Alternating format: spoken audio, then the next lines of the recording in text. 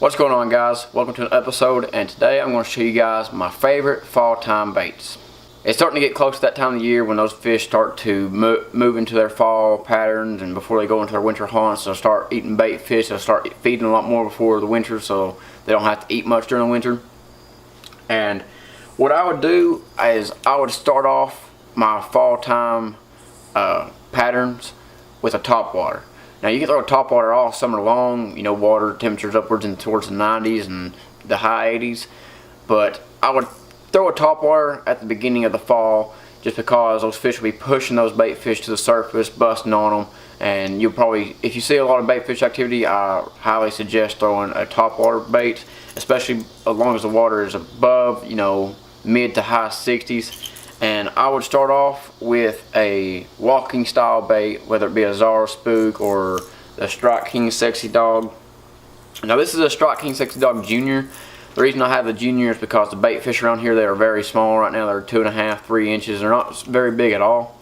And I also have a feather tail on that right there. That's just to help get the those fish that just want to swipe at it.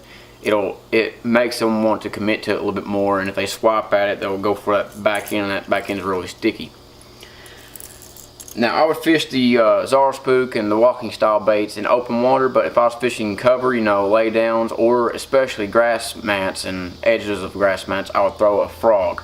And this frog is white just because the bait fish will be white, and there's a little bit of blue in this just because the bait fish around here, they have a lot of blue in them. And I don't know why they do, but they just, I mean, that's just the way it is around here. But any white frog would work, white chartreuse, white and blue. You can probably even throw a black frog and it would work, but I just like the white because it seems more natural to me. And I'll throw topwater, like I said, when the water temperature's mid to high 60s or warmer.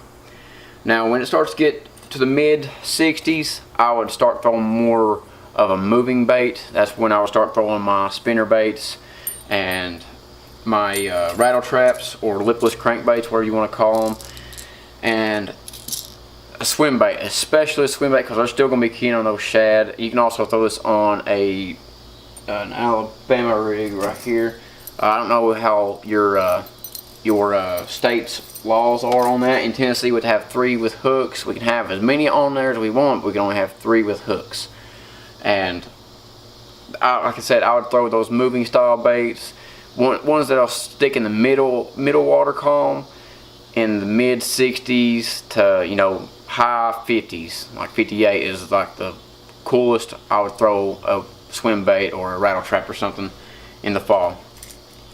Now when it starts cooling off a little bit, when the water starts getting, you know, in that high 50s, mid 50s ranges, that's when I'll start throwing my middle running depth baits.